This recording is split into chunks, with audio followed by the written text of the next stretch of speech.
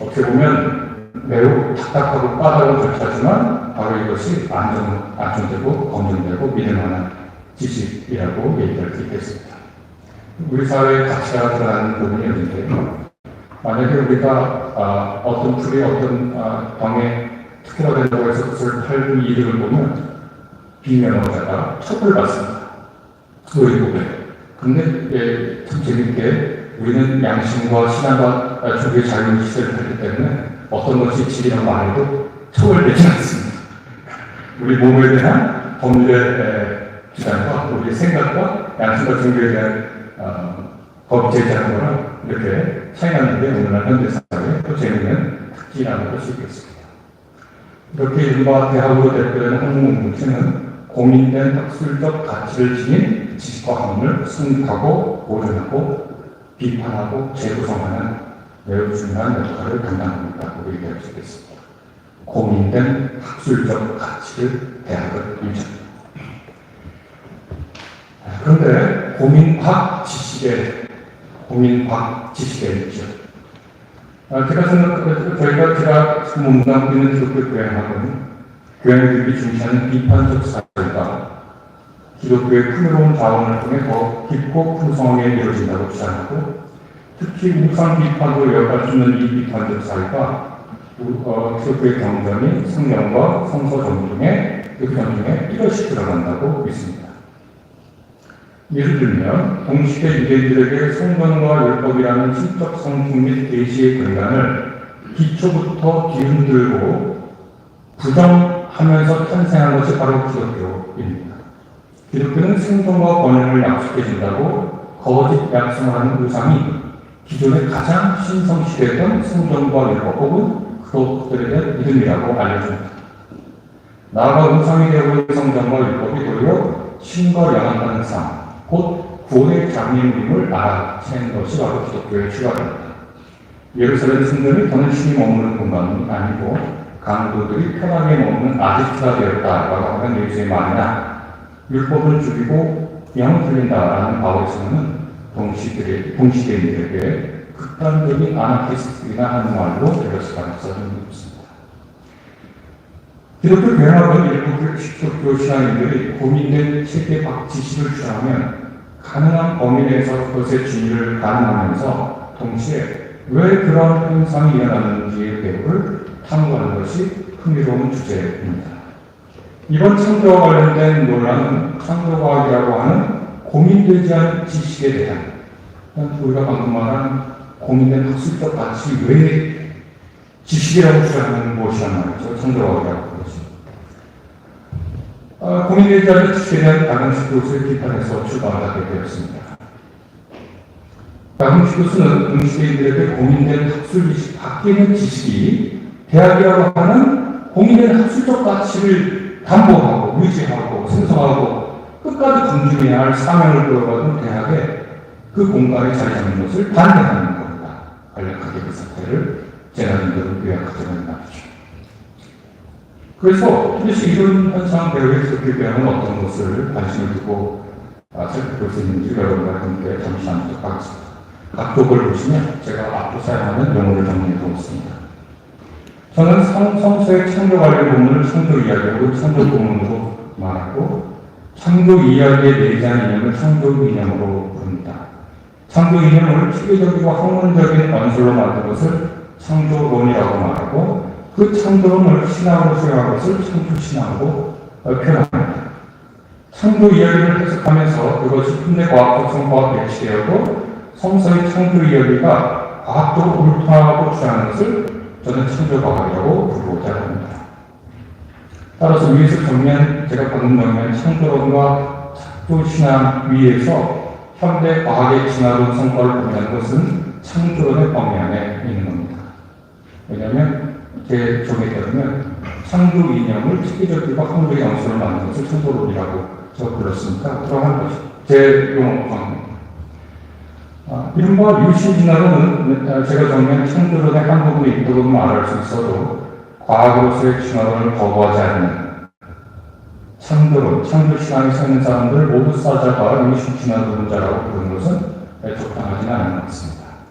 이름 없이는 이름 부르기의 성경에 악용될 소지가 큰 거죠.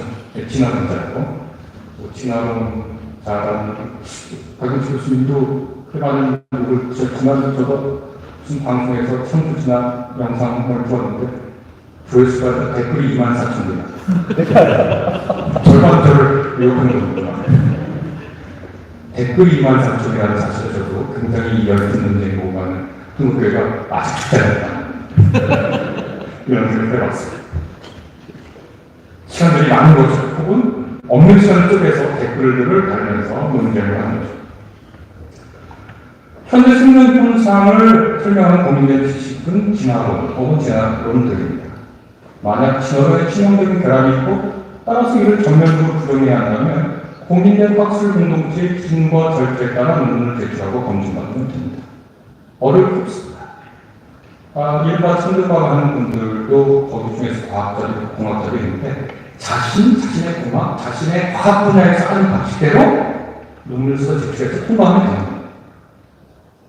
너무 간단한 얘기입니다. 그런데 그렇게 하지 않고 학술 공동체의 카르텔, 부실론자, 세수파 등등 운용하며 이 절차 밖에 있고자 하면 이는 흔히 음모론적 사고라고 평가받습니다. 이 과학과 관련된 음모론적 사고는 과학부 전문이라고 부릅니다. 모든 당론은 성경 독자를 생각합니다. 동료학자들의 검증을 통과해야 하는 학술 논문은 동료학자를 1차 중등으로 삼습니다. 그래서 신학이 가끔 무용하다고 목사들이 읽을 수 있는 글을 쓰라고 하지만 신학자의 1차 중등은 신학자입니다. 동료 신학자. 신학자의 논문은 신학자를 대상으로 합니다. 그런데 과학 전문가들은 학자들이 아니라 해당 분야에서는 비전문가들을 1차 중등으로 합니다. 기복훈련문자들, 백신 부족문자들, 기후위기 부족문자들은 천문물리학자, 의학자, 기상학자를 대상으로 글을 쓰거나 강연하지 않습니다. 그들은 비전문가 대중을 향합니다. 이른바 생물학도 마찬가지입니다. 누구도 어떤 천문과학 시작한 사람도 생물학자를 대상으로 글을 쓰거나 강연하지 않습니다. 자신과 정체성을 공유하는 사람들도 이때는 기독교 신앙인들을 향합니다. 과학 부족문은 담배 전략이라고 부르는 전략을 주로 사용합니다. 1960년대, 70년대 담배 전략은 담배로 인해 암에 걸렸다는 환자들이 담배 회사를 상대로 소송을 걸었을 때 탄생했습니다. 담배 회사는 담배와 암 사이의 관계를 부정해서 소송의 예기조가 됐고, 그래서 담배 전략이라고 하는 이후로 모든 과학부 전문의 교과서가 탄생하게 됐습니다. 대략 8가지. 과학과 싸워라. 의심을 만들어내라.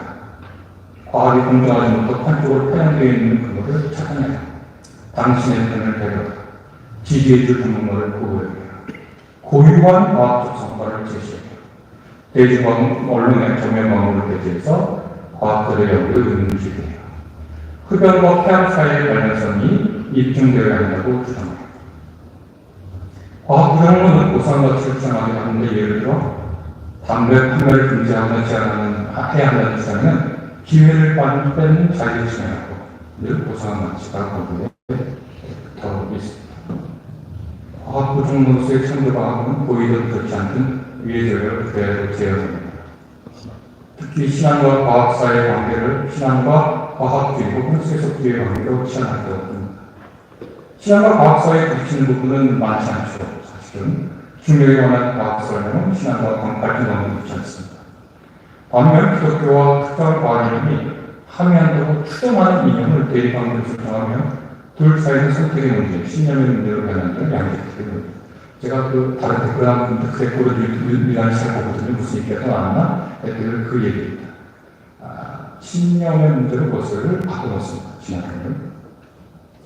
기독교의 천주 신앙과 진화론을 신념의 문제로 바꾸는 방식은 비전문가 대중들에게 혼돈을 일으키는 겁니다. 예를 들어 방법론적 자연주의와 존재론적 자연주의를 혼동시키는 겁니다. 현대의 모든 학문은 방법론적 자연주의를 뜻합니다. 이는 신학의 경우도 마찬가지입니다.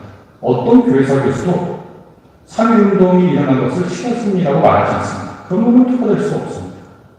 3.1운동 당시의 사회 정치적 역사, 국제 정치적 관계를 얘기하고 거기에 행위자를 말하면서 자기는 쓰지 하나님이 하셨습니다는 교회의 고백에 의해서 생각하지만 방법론적 자연주의를 적용하고 있는 현대 학문의 신학은 신을 자신 부분에 들여오지 않습니다. 반면 경제적 자유주의는 초자유를 거부하고 자유만을 실제화한다라고 하는 이념과 믿음이죠.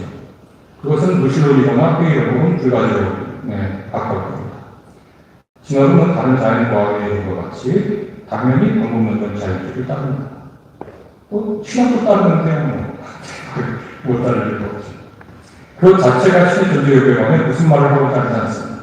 다만 리차드 도키슨 같은 분들은 진화론으로 신없이 생긴 현상이 설명될 수 있으니까 이것은 곧 무신론으로만 길을 열어준다고 강력하게 주장해서 동료 과학자들에게 강력하게 비판하고 있는 중입니다.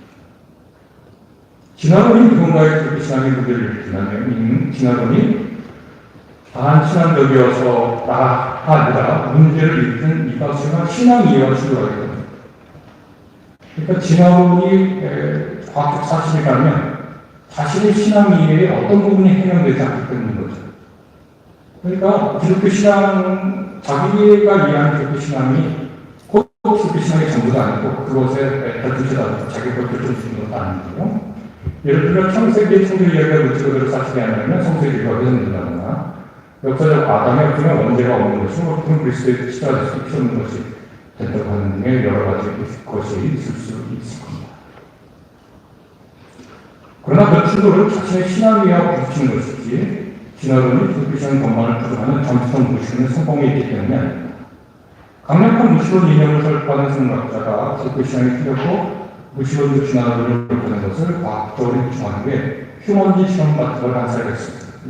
휴먼지 실험을 아시는 분들은 알겠지만 이거노프라고 하는 러스타르타 소련 과학자가 진화론을 입증하고 정규의 신앙을 없애기 위해서 인간과 치킨치 사이에 이종 하이브리드를 만들려고 했습니다. 제가 그 각도 다 봤으니까 한번 흥미를 느끼신 분들 보시기 바랍니다. 물론 나중에 스탈린은 이 다양한 진화론을 거부하고 유전자가 쉽게 변할 수 있다는 이론을 지지하면서 당시 유명했던 여우 시험들이 모두 폐기되기도 했죠. 이런 사람들이 있지만 이것은 과학자 일반의 모습은 아닙니다. 기독교 신앙은 자연주의적 오류를 범하는 진화주의자와는 경문을 벌일 수 있지만 자연과학으로서의 진화되는 말은 경청할 수 있습니다. 자신의 분야에서 뛰어난 스케일의 자연과학이나 공학자들이 자신의 학문을 정리하는 방식과는 다른 방식으로 자신의 비전문 영역인 천도과학 연구 활동을 하려고 하는 것 역시 다른 과학 부분에서도 등등 추적을 두는 사례입니다. 이에 대해 사회심리학은 정체성 보호인지에 관한 분석을 의미한 바 있습니다. 어떤 사람이 그릇된 신용을 가지고 있을 때 왜 그런지에 대한 사회심리학은 크게 두 가지 이론을 두고 다퉜습니다.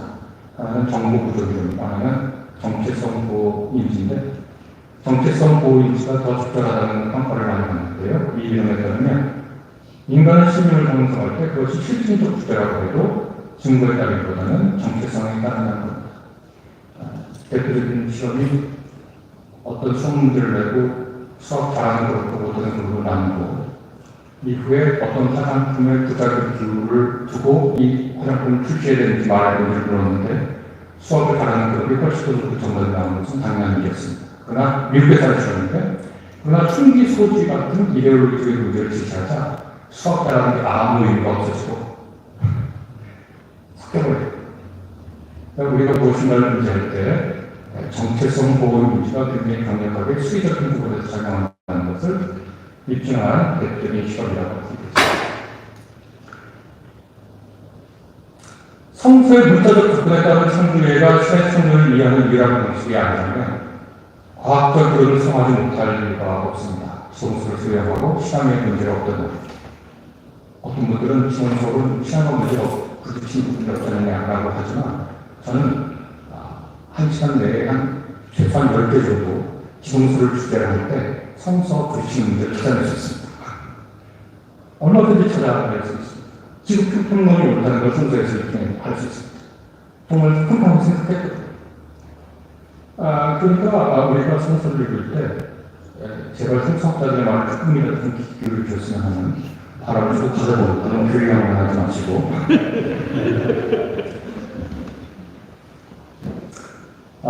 제 이 주장은 과거로서의 진화론과 특정한 복음 이해가 부딪히고 이로 인해 과거로서의 진화론을 전면적으로 부정해야만 그 신앙이 가능하다면 그것은 저 예전 유대인의 목회하던 예루살렘 성전과 율법과 다르다고 하는 겁니다. 예루살렘 성전에 신이 있었고 율법이야말로 신의 말씀을 어떤 것을 전면 부정하고 태어난 것이 예수와 예수의 가르침을 기쁘다는 걸 다시 한번 강조했습니다. 이 주장은 진화론이 수용되어야만 적절한 신앙이라는 것은 절대 아닙니다. 기독교의 신앙은 진화론이라는 과학이론이 이후에 잘못된 가설로 증명이 되든 그렇지 않고 여전히 가장 강력한 설명으로 존속하던 간에 성립할 수 있어야 하고 그럴 수 있습니다.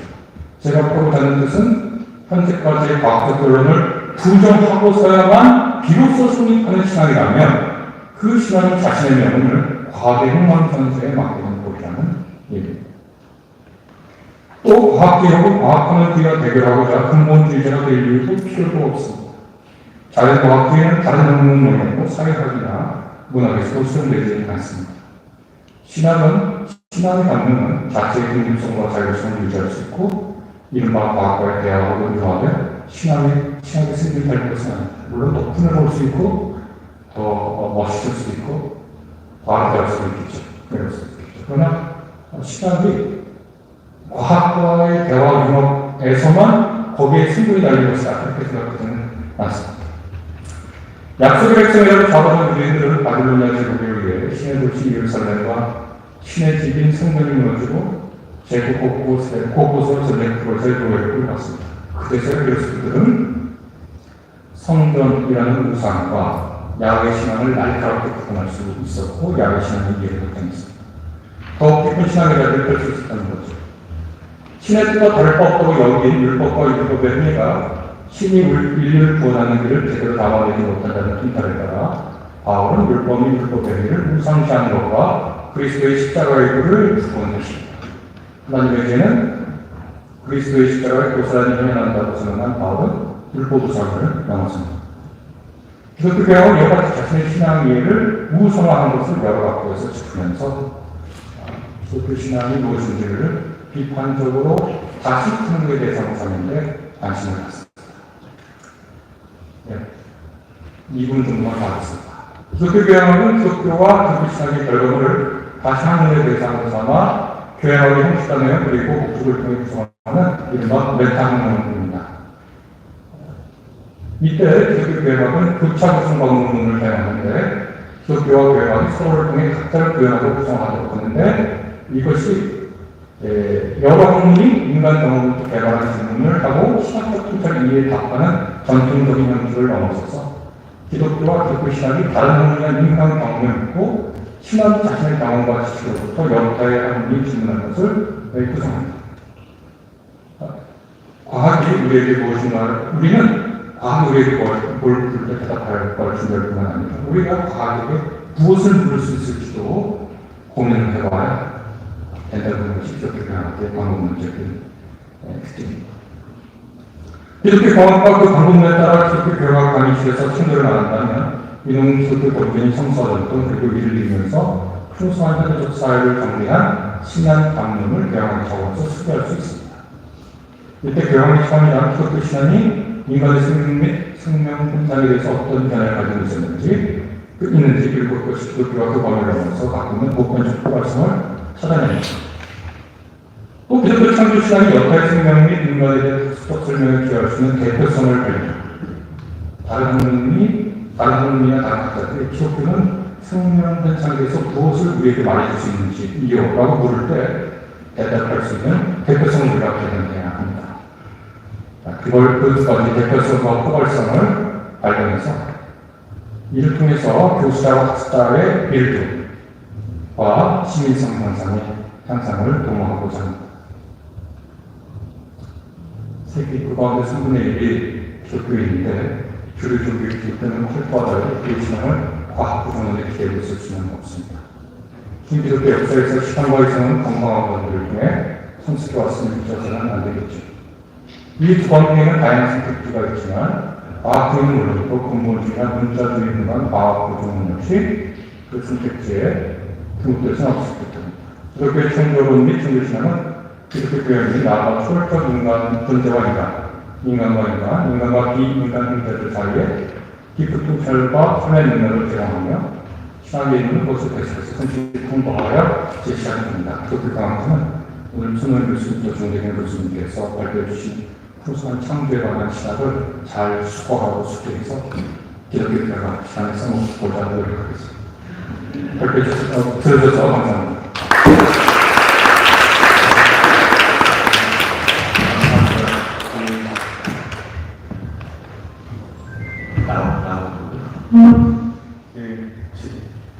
제가 요즘에 비기독교 학교에 있거든요.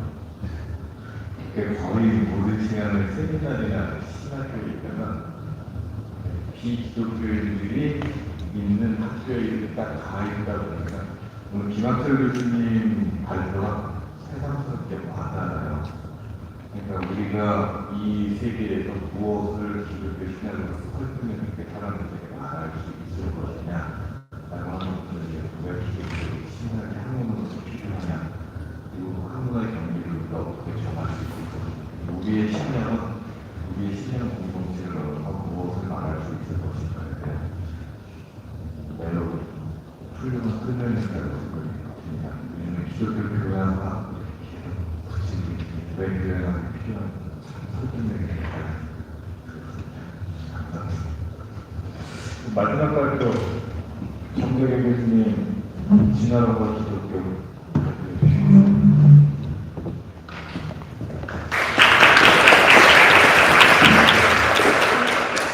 예, 연세대학교에서 기독교 교양 과목 가르치면서 또 교목으로 섬기고 있는 정대경입니다. 앞에 존경하는 교수님들 다 대변이시라 마지막에 하는 게 상당히 부담스럽네요. 그래도 한번 해보도록 하겠습니다. 저는 과학신학의 창조 이해라는 주제를 가지고서 생각을 해보려고 하는데, 저는 교목으로서도 사역을 하고 있고, 또 연세대학교회 안에 소속되어 있는 삼회교회 담임으로도 또 사역을 하고 있습니다. 이번 박영식 교수님 사태가 발생을 하면서 마치 유신진화론이라든지 아니면 과학적 발견들을 받아들이고 있는 그 신학적 진영들이 신앙이 없는 것처럼 이렇게 호도되고 있는 게 상당히 안타깝더라고요.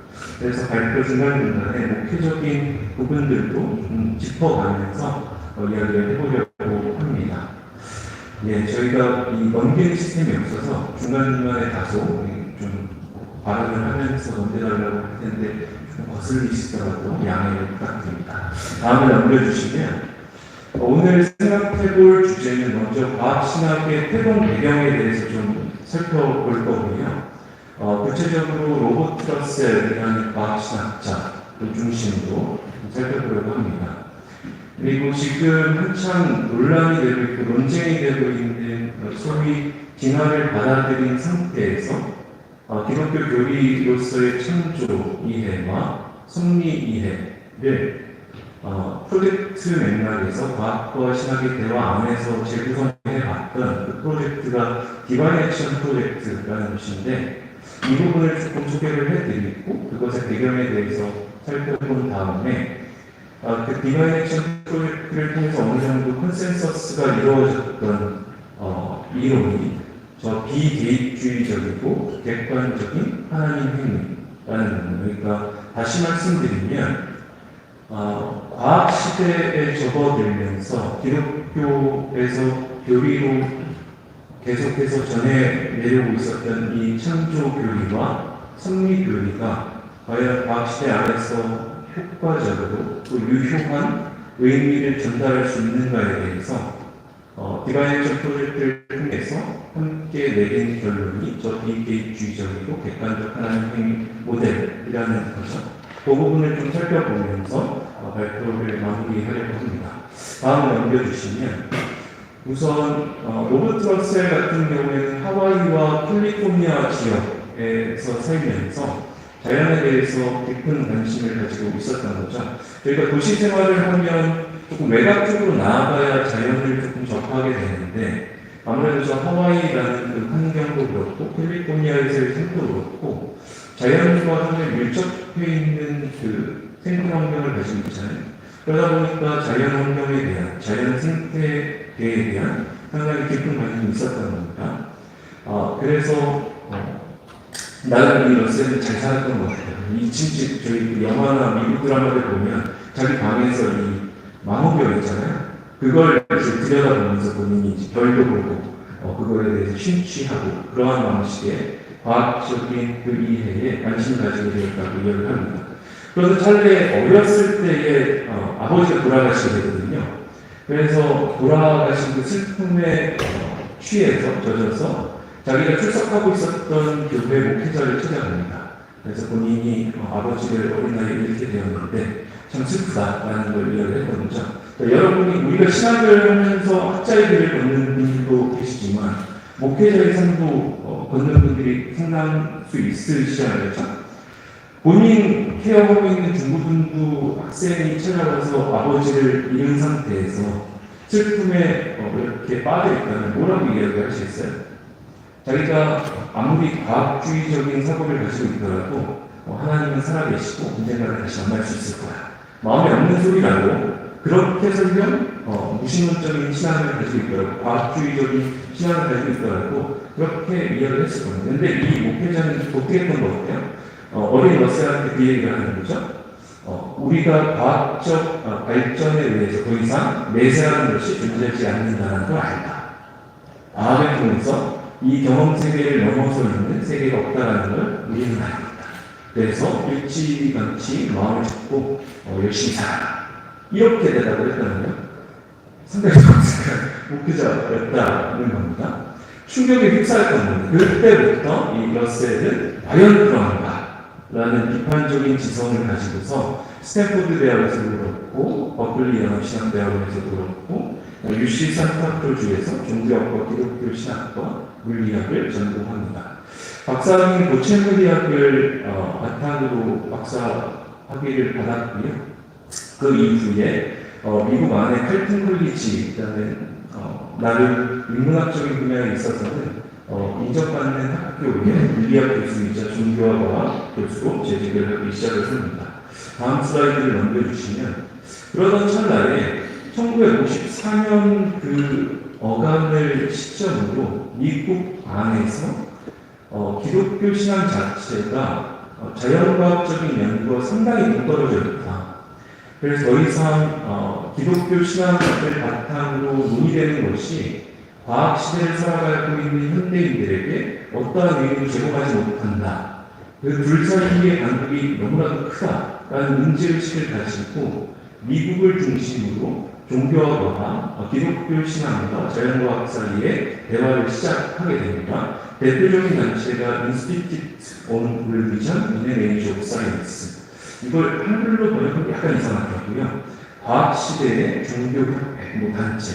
그래서 그 당시에 유수한 과학자들이 기독교 신학자들과 함께 모여서 학제간 연구를 시작하는 그 태동이 1950년대 중반부터 스물스물 나타나기 시작하고 그 이후에 유럽 쪽으로 전달되면서 우리가 잘 알고 있는 유럽학회라든지 아니면 국제 종교와 학회라든지 이런 것들이 생겨나기 시작을 하는 거죠. 그 맥락에서 1980년대에 로버트 러셀이 테뉴어 트랙에 있었음에도 불구하고 그 테뉴어를 포기하고 칼튼 컬리지로부터 이제 버클리 연합신학대학 원으로 옮기게 되면서 여기에서 CTNS 신학과 자연과학 연구소라는 것을 설립하고 학제간 연구를 본격적으로 시작을 하게 됩니다. 다음 슬라이드 넘겨주시면 이 단체와 연구소를 중심으로 상당히 쟁쟁하고 사회적으로 뭐랄까 주목을 받았던 학제간 연구들이 많이 일어났었는데요. 미국 국립국어원에서 개념 프로젝트가 진행될 때 실상 신학적인 윤리적인 학위 연구도 이제 수주를 받아서 연구하기도 했었습니다. 대표적인 그리고 우리 주제와 연관되어 있는 프로젝트는 이 디바인 액션 프로젝트라는 것인데 1980년대 후반에 가톨릭 교황청과 개신교 신학자들 사이에 교감이 벌어지기 시작을 하면서 프로젝트는 1990년부터 대략 2005년, 2006년까지 15년에서 16년 정도를 진행하게 되는 거죠. 50여 명의 각 분야의 전문과학자들이라든지 신학자들, 철학자들이 함께 모여서 함께 과연 기독교 성서와 전통 안에서 하나님은 이 세계 안에서 행위하신다고 고백해 왔는데 그걸 여전히 과학시대 안에서도 고백할 수 있겠는가? 이 부분을 한번 좀 심도 있게 논의해보자 라는 그 논란에서 프로젝트가 시작이 됐던 겁니다. 다음 슬라이드를 넘겨주시면 우리가 잘 알고 있듯이 요한 바오로 2세가 종교과학 사이에 학제간 연구와 대화가 추진되어야 한다. 그렇지 않고서는 과학 같은 경우에는 이 종교를 오류와 미신으로부터 이렇게 정화시킬 수 없을 것이고 종교 같은 경우에는 과학이 가지고 있는 우상숭배나 거짓된 절대성으로부터 어찌 보면 정화시키지 못할 것이다. 그러니까 인류 전체를 위해서는 종교와 과학 사이의 학제간 대화와 학제간 연구가 상당히 중요한데 그 맥락에서 이 디바이어션 프로젝트가 시작되었다는 것을 인지하시면 좋을 것 같습니다. 다음 슬라이드요.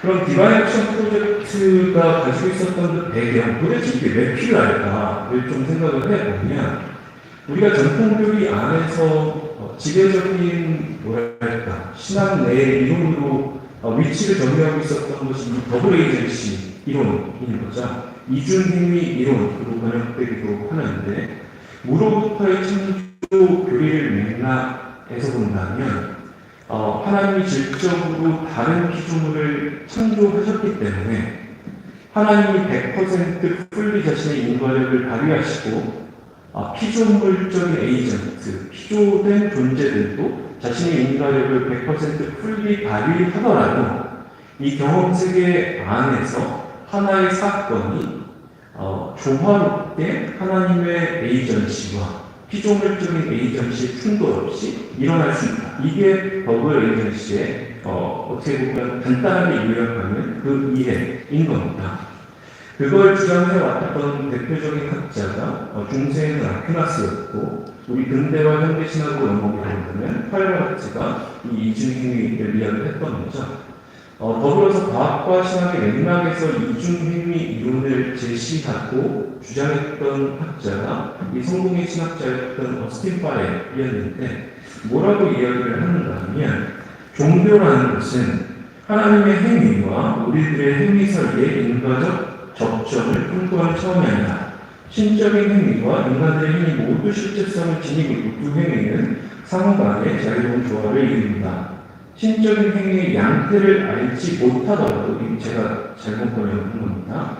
알지 못하더라도 우리는 신적인 행위와 피조물적인 행위 사이에 문제점을 제기할 수 없다.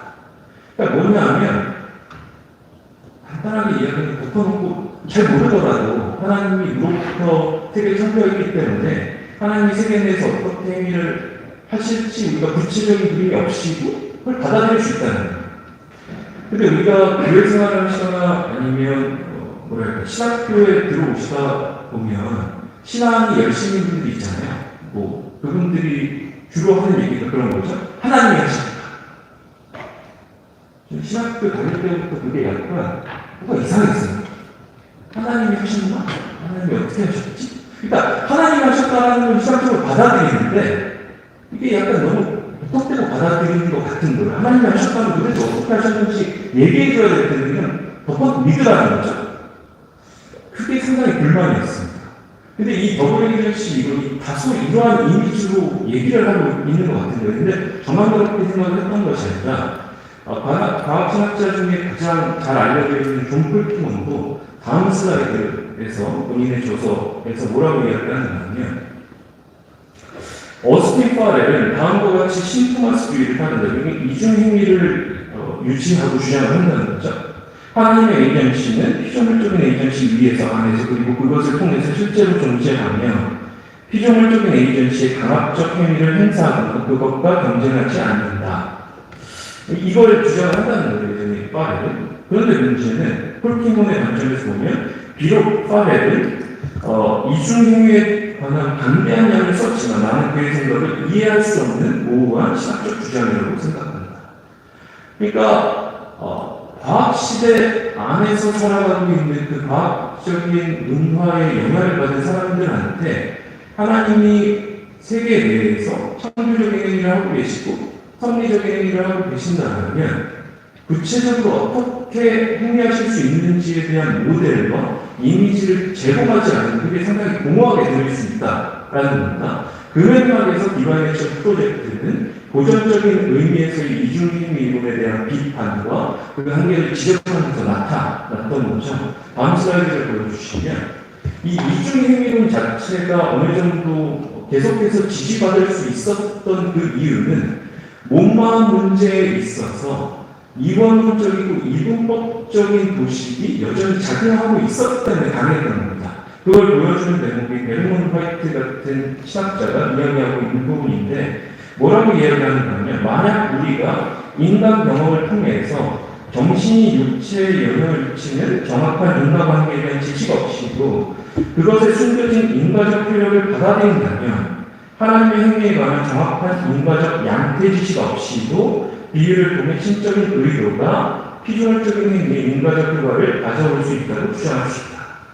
간단하게 이야기하면 우리가 잘 몰라도 인간의 정신이 인간의 신체에 영향을 미치고 우리의 자유의지가 우리의 신체에 영향을 미쳐서 우리의 삶의 인과적 효력을 나타내고 있다는 걸 인과적 흐름에 대한 정확한 지식 없이도 받아들이고 있다면 그러면 하나님이 피조물적인 차원에서 질적인 다른 차원의 하나님이 이 피조물 세계 안에서 인과적 효력을 발휘하고 있는 정확한 인과적 과정에 대한 지식 없이도 받아들여도 된다는 거거든요. 근데 이게 잘 생각을 해보면 약간 무지에 호소하고 있는 겁니다. 우리가 잘 알지 못하더라도 인간의 정신이 자유를 나타내고 인간의 효력을 발휘하고 있다면 하나님도 그렇다는 걸 그냥 훔치면서 받아들이자. 이런 거거든요. 근데 이게 우리가 현대과학이 발달하고 계속해서 생명과학적인 연구 결과들이 도출되고 심리철학 안에서 몸마음 문제에 대한 핫한 디베이트가 계속 일어나고 있는데 이러한 논의의 맥락에서 본다면 이거 상당히 뭐랄까 신학적 주장이 약한 겁니다. 그래서 정확하게 우리가 몸마음 문제에 있어서 인간의 의식이 어떻게 신체에도 영향을 미치고 실제 생활세계 안에서 인간의 효력을 가지고 오는지에 대한 정확한 그림도 필요한 것이고 그 맥락에서 하나님의 행위의 세계 안에서의 이미지와 그리고 모델도 필요하다라고 볼 수가 있는 거죠. 세 번째, 두 번째 같은 경우는 그러한 맥락에서 디바인 액션 프로젝트가 제시가 됐던 것이고 우리가 깊이 다루지는 않겠지만 아서 피코과 같은 영국 옥스포드의 생화학자면서 성공의 신학자였던 신학자는 이 몸마음 문제 안에서의 디바인 액션을 하나님의 세계 내 창조 행위와 섭리 행위에 대한 모델과 이미지들도 이렇게 제시하기도 합니다. 여튼 세 번째로 넘어가신 다음 슬라이드요. 이 WH 이론 같은 경우에는 실전론에 있어서 상당히 뚜렷한 뭐랄까 해결책을 제시하지 못한다라는 거죠. 100% 하나님이 풀리 인과력을 발휘하고 계시고 피조적인 에이전트들도 100% 풀리 발휘하고 있었다면 뭐 인류 역사 안에서 발생했었던 홀로코스트라든지 아니면 난징 학살이라든지 우리가 베트남 전쟁에서 베트남 사람들을 학살했던 그 학살 가운데도 도대체 하나님이 뭐하고 계시냐? 뭐 하나님 그때도 풀리 100% 인과력을 발휘하고 있었던 거 아니냐? 물론 전통적인 신앙 안에서는 이 부분에 대해서 반박하면서 우리가 함께 논의를 해볼 수는 있겠지만 적어도 디바인 액션 프로젝트에 참여했었던 과학신학자들은 이러한 신정론적인 부분도 뭔가 기존 글로벌 에이전시 이론의 한계를 느꼈고 이 부분에 대한 부분도 다뤄야 된다는 생각을 했던 겁니다. 그리고 마지막 같은 경우에는 다음 슬라이드로 넘겨주시면 종말론적인 하나님의 행위와 도대체 지금 현재 하나님의 행위 사이의 동점을 어떻게 가져갈 것인가. 그러니까 WH 같은 경우는 여전히 100% 풀리 하나님이 작용하고 있다면 종말론적인 차원에서 하나님의 나라를 완벽하게 시작하실 때의 그 행위와 현재 행위 사이의 차이점을 우리가 어떻게 이해할 수가 있겠는가. 그렇지 않고서는 무의미하게 좀 들릴 수 있다. 라고 이야기를 하면서 그 배경으로서 디바인 액션 프로젝트가 시작이 됐던 겁니다. 다음 슬라이드를 넘겨주시면 결국에 우리가 모든 디바인 액션 프로젝트에서 이루어졌었던 총 5번 바탕으로 했던 뉴로사이언스를 바탕으로 하나님의 행위에 대해서 논의하기도 하고 양자역학 맥락에서 논의하기도 하고 우주론 맥락에서 논의하기도 했었는데 그 모든 것들을 디테일하게 들어갈 수는 없어서 적어도 이 디바인 액션 이론들 사이에 공유되고 있는 몇 가지 전제들을 좀 짚어드리면 첫 번째 전제, 공유되고 있는 전제는 하나님의 무로부터의 창조가 계속적 창조 모두를 이제 전통의 맥락에서 받아들이고 이 안에서 우리가 디바인 액션을 이해할 수 있다라는 거예요. 그러니까 우리가 박영진 교수님 사태가 발생하면서 서울 학교 이름을 모르겠다는 적었는데 모 학교에서 다 알고 우리가 다 알고 있는 모 신학교에서 이제 시작자들 성명서도 나오고 그쪽에서 이제 주장들도 나오고 하면서 무로부터의 창조를 부인한다는 거였잖아요. 너희는 이제 하우스로부터의 창조만 이야기하는 아니거든요. 실상 이 디바인 액션 프로젝트에 참여했었던 과학신학자들은 하나님의 계속적 창조라는 것은 무로부터의 창조의 맥락에서부터 계속해서 이어지고 있는 것이다라는 점을 분명하게 이야기를 합니다. 왜 그런가 하면 종말론적인 것이기 때문에 하나님이 과정신학이나 아니면 과정철학에서 이야기했었던 하우스와의 어떤 결투로부터 이 모든 것들이 생겨난 것이라면 종말론적인 완성 자체에 대한 보장이 이루어질 수 없는 거죠. 이 부분이 상당히 트러블이었던 겁니다. 과학신학자들에게는. 그래서 우리가 과학신학에 들어가 있는 학자들이 마치 가정신학자들이 대부분인 것 같아요. 실제로는 가정신학자들은 과학신학으로 불릴 수 있는 분야 안에는 상당히 소수고 나머지는 판넨베르크 계열의 신학자들과 과학신학자들, 몰트만 계열의 과학신학자들과 신학자들이 대다수를 차지하고 있습니다. 우리가 아까 이야기했었던 폴킹홀이라든지 아니면 피콕이라든지 로버트 러셀이라든지 이러한 어떻게 보면 주요 신학자들은 다 몰트만 계열의 신학을 따르고 있거나 아니면 판넨베르크 계열의 신학을 따르고 있는 것인 거죠. 이 맥락에서 계속적 창조라는 것은 무로부터의 창조로부터 이어지고 있는 하나의 하나님 창조 행위라는 것을 함께 공유하고 있는 겁니다. 그래서 폴킹 같은 경우에는 자신의 챕터에서 뭐라고 이야기를 하느냐면 우주의 진화적 성격에 대한 과학적 발견은 신학으로 하여금 계속적 창조 개념을 창조 안에 계신 하나님의 내재적 현존과 무로부터의 창조 개념과 함께 강조하도록 만들었습니다.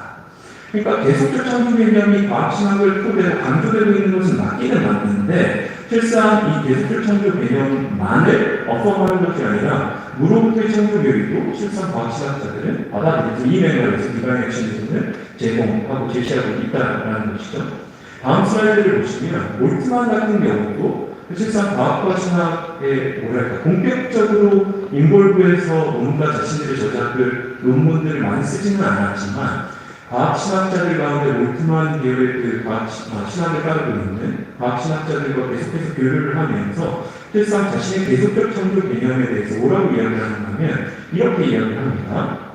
창조 이야기는 우리에게 하우스로부터의 창조가 하우스 안에서 이루어지는 창조임을 보여준다. 성서의 상징적인 언어 안에서 무질서로 대표되는 마음과 바다, 곧 하우스적인 힘들은 하나님의 의에 배제되고 제한되었음에도 불구하고 계속해서 창조된 존재들의 영향력을 행사한다.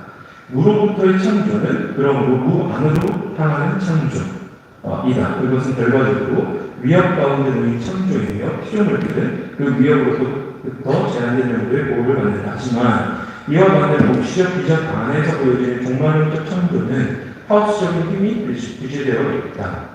영광의 창조는 더 이상 위협을 받거나 취약한 모습이 아니다. 종말론적인 창조의 모습에서 하나님은 모든 것을 편만하실 것이다. 그의 영광은 모든 것을 관통하고 모든 종류의 파멸들과 파멸의 가능성 자체와 죽음과 죽음의 가능성조차도 제거하실 것이다. 그러니까 우리가 잘 알고 있는 몰트만 같은 경우에는 진춘 하발라 전통, 유대 하발라 전통을 가져오면서 하나님 안에 그의 공간을 마련을 하잖아요. 결국에는 무로부터의 창조라는 것은 하나님이 자기 자신을 일정 부분 자신 안에서 비움으로써 생기는 그 무 안으로 창조하는 거죠. 이 맥락에서 폴킹홀과 피콕 같은 과학신학자들은 실상 빅뱅 우주로부터 시작된 은하의 진화와 항성체계의 진화, 행성체계의 진화, 지구 안에서 벌어지고 있었던 대략 한 38억 년 전부터 시작되었던 생명체의 진화 전체의 역사가 실상 하나님의 계속적 창조의 맥락인데 결국에 무 안으로의 창조, 몰투한 이야기를 했었던 어떻게 보면 무로부터의 창조는 결국 무 안으로의 창조, 그 안에서 질서를 잡아가시고 새로운 생명체들을 창발시키는 그러한 방식의 행위다라고 이야기를 함으로써 실상 크리아티오 컨티뉴아와 크리아티오 엑스니히로를 연결해서 제시하고 있는 걸 우리는 볼 수가 있습니다. 다음 슬라이드를 넘겨주시면 또 다른 전제 중에 하나는 이 묘사적 성격으로서의 자연법칙인 건데, 그러니까 저쪽에서 나왔던 그 뭐랄까 편회는 포도는 자연주의라는 거예요. 누구도 자연주의 따르지 않습니다. 극단적인 과장신학의 맥락에서 과학신학을 하고 있는 신학자들 외에는 자연법칙이 독립적인 엔티티로 보이지 않거든요. 그러니까 자연과정 자체가 하나님이 만들어 놓은 어떤 피조물이 아닌 거예요. 그럼 자연계 안에서 발생하고 있는 합법칙성은 뭐냐? 하나님의 신실한 행위 결과물인 겁니다. 간단하게 이야기하면 자연계 안에서 합법칙적인 현상들이 벌어지고 있는데 그것을 시각적인 맥락에서 표현하고 묘사하는 것은 하나님의 창조적인 행위이고 섭리적인 행위인 거고 수학적으로 기술하면 그것은 자연법칙이 되는 겁니다. 그래서 마치 자연법칙 자체가 어떠한 법칙적 인과력을 가지고 있어서 하나님도 그걸 따라야 되지 않느냐라고 누군가 비판한다면 그건 과학신학을 제대로 알지도 못하고 제대로 연구하지도 않고 이야기를 하고 있는 것이죠. 그 맥락에서 과학신학 자체가 자연주의라고 비판하는 것 자체가 지금 이 이해를 잘 모르고 있는 겁니다. 죄송합니다. 제가 얘기하다 보니까 약간 답해져서 읽어보고 제발 읽어보고 박영수 교수님 저서도 잘 안 읽어보고 막 비판을 해야 되는 거잖아요. 그러니까 이 디바인 액션 프로젝트를 통해서 공통되게 공유하고 있는 전제 중에 하나는 자연법칙 자체가 하나님의 창조 행위이고 섭리적 행위에 대한 과학적 묘사이기 때문에 그게 실상 하든 뭔가 이 콜리전, 그러니까 충돌을 일으킬 필요가 없는 거죠. 그 맥락에서 기적도 이야기를 하는데 기적도 이야기할 수 있는 거죠. 과학신학의 맥락에서. 그러니까 과학적인 모든 것들을 받아들이더라도 실상 성서 안에 나타나 있는 과학신학자들 사이에서는 대표적으로 예수 그리스도의 부활 같은 경우는 실제 일어난 사건으로 이해하고 그걸 주장하고 있는데 그게 모순되지 않는 거예요. 하나님이 1초 뒤에 일으키시는 자연세계 안에서의 합법칙성이 현재와 과거와는 달리 미래는 다를 수가 있는 거예요. 여튼 그 맥락에서 실상 어떤 일본의 사람들은 저쪽 저쪽 지역의 사람들은 기적도 부인하고 성서 안에서 모든 이적 행위들 따위는 아닙니다. 과학신학 안에서도 충분히 논의가 실제로 되어왔고 되고 있다는 거 그 부분을 이해해 주시면 좋을 것 같습니다. 다음 슬라이드를 넘겨주시면 그래서 결국에 이러한 공통된 전제와 공통으로 가지고 있는 공간들을 바탕으로 왼쪽에 있는 사람은 존 폴팅원이고 중간에 있는 사람이 아서티콕이고 오른쪽에 있는 분이 로버트 러셀인데 이분들이 제안했던 과학시대 안에서 기독교의 전통 교리들 창조 행위와 섭리 행위에 대한 그 모델들을 각각 제시를 했다는 거예요. 저희가 디테일하게 모든 분들을 볼 수는 없고 어느 정도 교감되는 차원에서 이야기를 해본다면 폴킹 같은 경우에는 카오스 이론을 바탕으로 하나님의 세계의 내 행위를 제시를 하는 것이고 중간에 있는 아서피콕 같은 경우에는 실상 몸마음적인 맥락, 신경과학의 맥락, 심리철학의 맥락에서 하나님의 행위 모델을 제시하기도 합니다. 근데 두 분 같은 이론에는 어느 정도 한계가 있어서 마지막에 제시되었던 게 러셀의 이론인데 러셀의 이론을 잠깐 살펴보고 이제 마무리하려고 합니다. 다음 슬라이드요. 러셀 같은 경우에는 양자역학 차원의 존재론적인 비결정성이 있다는 코펜하겐 해석을 따르면서 하나님이 세계 안에서 행위할 수 있는 공간, 피조된 세계 자체가 하나님의 행위에 열려 있는데 그 열린 세계가 바로 양자역학적 차원이다라고 이야기를 합니다. 그러면서 구체적으로 우라늄 원자들이 반감기를 거쳐서 토리움으로 5개는 바뀌고, 만약에 10개의 우라늄 원자가 있다면 반감기를 거치게 되면 5개는 토리움 원자로 바뀌고 나머지 5개는 우라늄 원자로 남게 됩니다. 근데 우리가 코펜하겐 해석적인 해석을 따르면 10개 중에 5개가 토리움으로 바뀐다는 것은 통계적으로 우리가 알고 있고 과학에서도 양자역학 안에서도 그렇게 제시가 되고 있는 거예요. 근데 어떤 10개 중에 어떤 5개가 토리움으로 바뀌고 어떤 5개가 우라늄으로 유지될지는 결정되어 있지 않다는 거죠.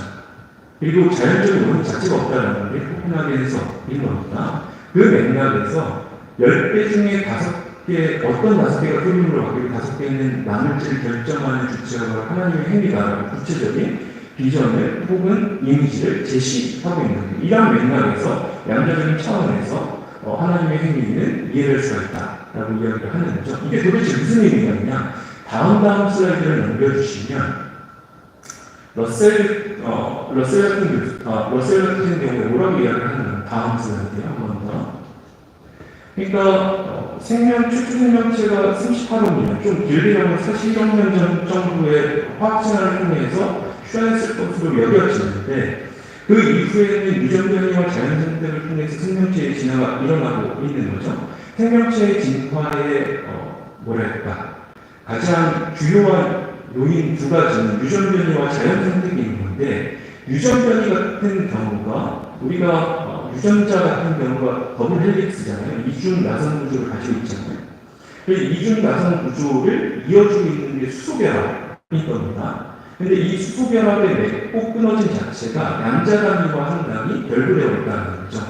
그렇게 된다면 하나님이 양자 단위에서 행위 인과적 효력을 가지고 올 수 있다는 것은 결국에 생명체의 진화 역사도 일정 부분 인도하시고 승리적으로 이끌어가실 수 있다는 걸 보여준다라는 겁니다. 더 나아가서 러셀 같은 경우는 다음 슬라이드를 보여주시면 양자 단위에서의 현상들이 우리가 결정론적으로 비춰지는 거시적인 세계의 인과적 효력들을 발생시키고 있는데 지금 보고 계시는 그래프 맨 위는 보스 아인슈타인 스타티스틱스인데 통계 방정식인데 보손이라는 입자의 활동과 상태들을 기술하는 그래프인 겁니다. 맨 위 같은 경우는 페르미데인 건데 페르미온이라는 입자들의 상태와 활동들을 수식적으로 보여주고 있는 그래프인 거죠.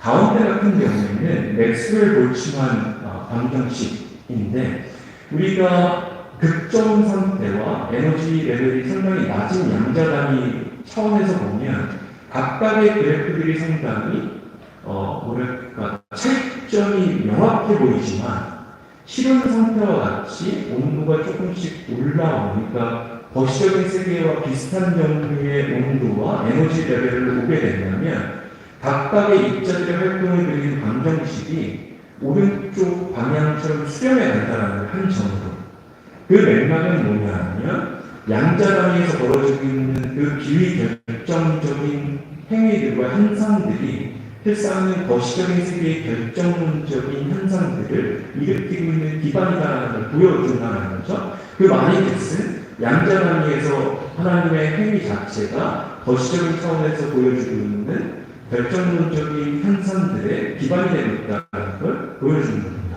그렇게 된다면 단순히 생명체의 진화 역사만을 양자 차원에서 행위하시는 것이 아니라 전체적인 거시적인 차원에서 보여주고 있는 합법 측성 자체로 하나님의 양자 단위의 행위로부터 노출되는 것이다 라고 주장되는 것으로 우리는 이해할 수가 있겠습니다. 다음 슬라이드 넘겨주시면 마지막으로 러셀 같은 경우에 뭐라고 주장을 하는가 하면 기독교인들은 하나님의 역사와 자연 속의 특별한 사건들에서 승리적으로 행동하며 과거, 현재, 미래의 모든 것을 계속해서 창조하는 창조주라고 고백합니다. 따라서 진화는 하나님의 생명을 창조하는 방식이다라고 주장하는 것이 자연스럽습니다. 하나님은 무로부터 창조하신 자연의 과정 안에서 행동하며 시간이 지남에 따라 종의 진화를 이끌어냅니다. 때때로 의문을 불러일으키는 유신론적인 진화라는 용어는 이 기본 주장을 지칭하는데 자주 사용됩니다. 이 유신론적인 진화라는 그 개념 혹은 어감이 가지고 있는 좀 어폐가 있는데 러셀도 그걸 지적을 하고 있는 겁니다. 그런데 거기서 이야기하고 있는 기본적인 주장이 실사 본인이 이야기하고 있는 주장과 크게 다르지 않다는 거죠. 신학자는 생물학적 진화의 긴 역사가 하나님께서 현재 인류를 존재하게 하신 방법이라고 주장해야 합니다. 진화는 하나님이 창조를 이루시는 방법입니다. 진화는 자연세계 안에서 발견되는 하나님의 창조적 행위이며 우로부터의 창조로부터 이어지는 계속적 창조 행위입니다. 다음 슬라이드요. 그래서 정리하면 이게 너무 작아서 잘 안 보이실 텐데 이 신경을 넘었는데요. 서울신학대학교 시학부 교수 25분이 발표했었던 성명서 안에 1, 2번 같은 경우에는 제가 굳이 다루지 않아도 될 것 같고요. 3, 4번 같은 경우에는 뭐라고 이야기를 하는가 하면 우리는 성경의 가르침에 따라 하나님이 만물을 물로부터 창조하실 때 아담과 하와를 최초의 인간으로 창조하시고 인간에게 하나님의 형상을 부여하셨으며 오늘도 자연적 및 초자연적 섭리와 개입을 통해 세계를 다스리고 계시는 고백하는 기독교에 대한 성격교의 창조교리를 창조신학의 중심으로 삼습니다. 이거 지금까지 이야기했던 디바인 액션에서 크게 다르지 않거든요. 그러니까 뭘 비판하는지 잘 모르겠고 네 번째, 우리는 자연 발생적인 진화를 통해서 인간이 출현했다고 주장하는 진화론과 진화론을 신학에 적용하여 성경의 가르침에 어긋나는 요소를 포함한 유신 진화론이 기독교에 대한 성결교회가 고백하는 창조신학과 그리스도의 구원에 관한 고백을 일치하지 않음을 보게 됩니다. 그러니까 자연 발생적인 진화를 받아들이는 게 아니라 자연주의적인 맥락에서 받아들인다라고 착각하고 있는 거예요. 김학철 교수께서 말씀해 주셨듯이 방법론적 자연주의와 존재론적 자연주의는 구분되는데 실상 존재론적 자연주의를 받아들인다라고 지금 포도하고 있는 거죠. 근데 디바이션과 과학신학 맥락에서 제기되는 것은 실상 그러한 입장들이 주가 아니다라는 거예요. 그렇게 본다면 도대체 뭐가 문제가 되는지 잘 모르겠다. 그리고 제대로 비판을 하려면 과학신학을 좀 깊이 연구하시고 오시라. 저쪽에서 이야기 너무 격하게 표현한 것 같은데 그리고 저쪽에서 주로 이제 과학신학을 전공하셨다고 하는 분이 김모 교수님인데 화이트헤드 전공이시거든요. 그러다 보니까 가정신학만 있다고 착각하시는 것 같아요. 그래서 우리가 조금 더 발전적인 토론을 위해서는 과학신학을 함께 연구하고 함께 토론하면 좋겠다라는 말씀으로 저희의 발표는 이렇게 마무리하겠습니다. 장시간 발표해 주셔서 감사합니다. 감사합니다. 마지막 스피킹 화면이 아니었다면 중간에 바뀌었다 자를 수도 있었습니다. 근데 굉장히 중요한 말이었어요. 아까 그 김학철 교수님 얘기해서 말씀하신 담배 제작이 딱 떠오르는 것 같아요. 그러니까 우리가 무엇을 말할 수 있고 무엇을 말하지 말아야 할 것인지에 대한 건 아무래도 윤리적인 문제잖아. 근데 그거를 갖다가 교묘하게 섞고 뒤집고 혼동하고 어떤 정도에서 그걸 갖다가 교묘하게 편집하는 것에 따라서 말이 많이 달라질 수 있다는 것을 세 분의 발표를 통해서 우리가 보게 됐습니다. 잠깐 1분만 제 말씀을 드리자면 오늘 이렇게 모여갖고 하면서 제가 예전에 이 연세대학교에 와서 지하에서 발표를 하면서 건방지게 이런 질문을 던졌던 기억이 납니다. 연세대학교에 신학이 있어요? 그때 표정이 지금하고도 비슷했어요. 근데 저거 뭐지요? 근데 그때 제가 드렸던 질문은 연세 신학이라고 불릴 만한 여러분의 아이덴티티로 말할 수 있을 만한 우리는 이래서 연세 신학입니다라고 말할 수 있을 만한 걸 갖고 있느냐 라는 물음을 사실은 연신뿐만 아니라 서울신대, 감신대 다 마찬가지로 한국 신학이라고 할 수 있을 것만은 있느냐. 근데 이번 일을 겪으면서 이게 좋은 일만은 아니지만 정말 큰 소득 중에 하나는 우리가 이래서 신학을 하는구나라고 하는 동질감을 회복할 수 있었던 것 같아요. 그리고 공교롭게도 오늘 이렇게 짠 건 아닌데 다 연세대학교에 적을 두고 계신 분만 오늘 발표를 하게 됐는데 연세 신학이 뭘까? 글쎄 그건 잘 모르겠는데 아무튼 오늘 저는 세 분이 자랑스럽습니다. 우리들이 함께 연대해서 누군가의 이야기를 대변할 수 있고, 물론 이제 그게 정치적인 의미의 대변이겠지만 법적인 의미의 대변은 아니고, 그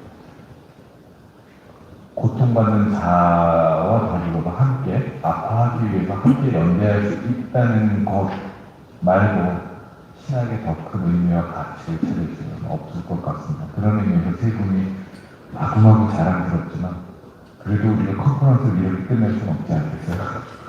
질문은 받고 이렇게 해야 될 것 같습니다. 네, 그 세 분의 발표를 저희가 잘 들었고요. 오늘 발표해 주신 여러 가지 내용들 중에 뭐 까칠하게 도발해보고 싶은 대목도 있을 테고 아니면 수긍하고 싶은 대목도 있을 테고 아무튼 어떤 것든 질문은 열려 있습니다. 이 질문 시간은 온전히 여러분들 것이니까 편하게 질문을 해주시면 감사하겠습니다. 네, 저쪽에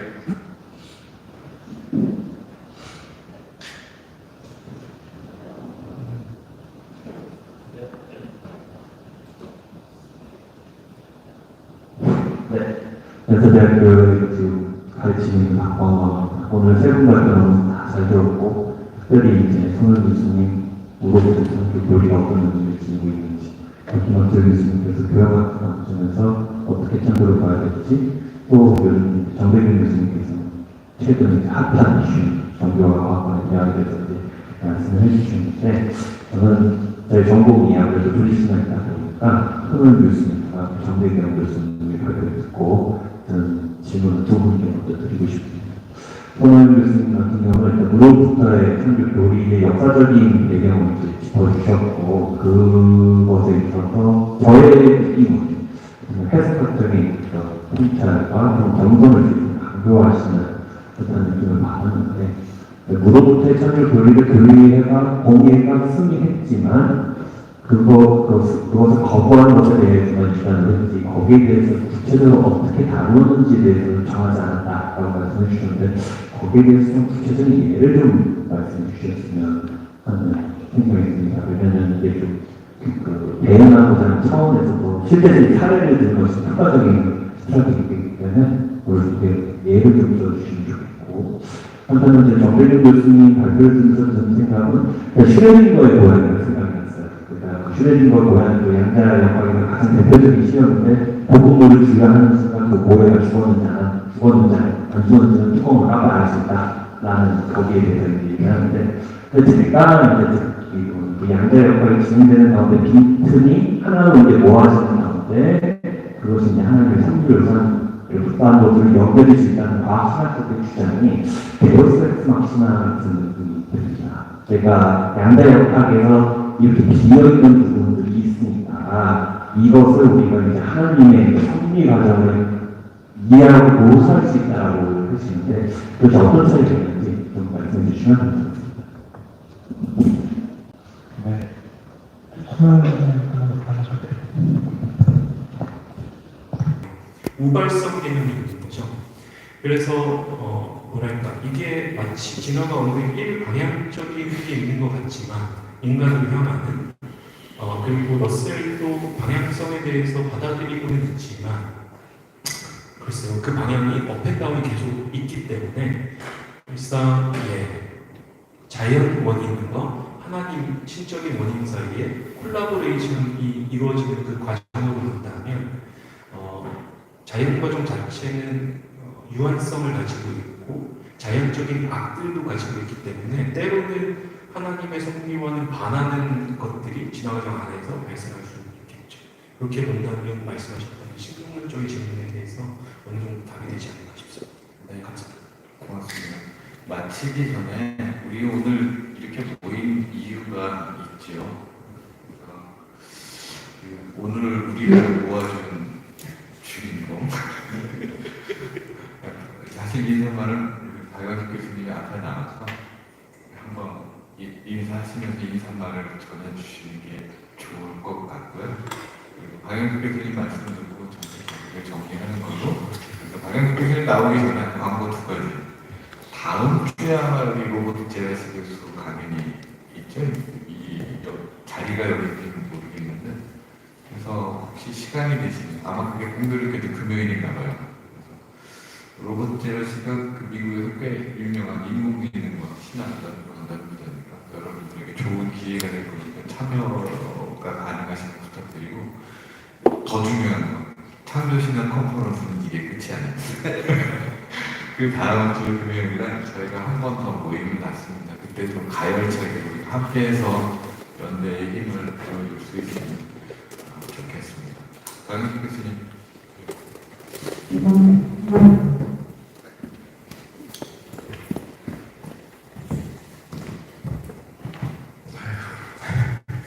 네, 사실은 오늘 오지 말라고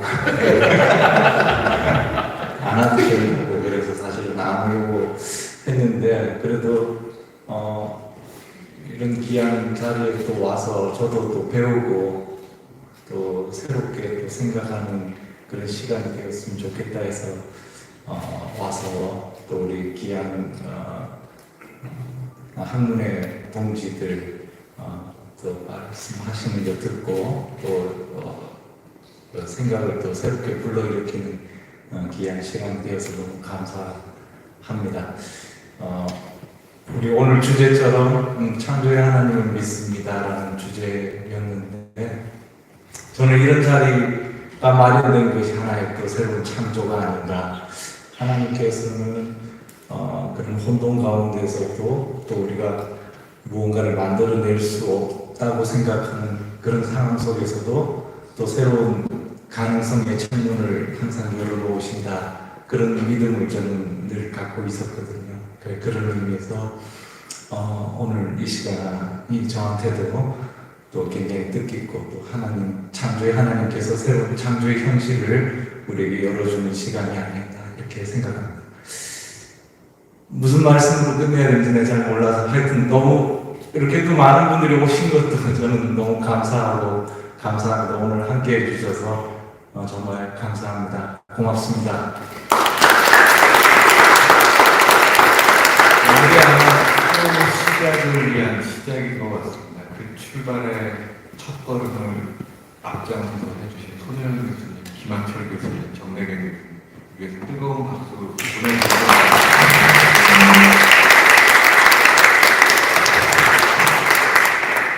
주차권 필요하신 분들 밖에 있으니까 말씀하시면 주차권을 받아가실 수 있습니다. 여기 참고로 주차비가 꽤 비싸요. 고맙습니다.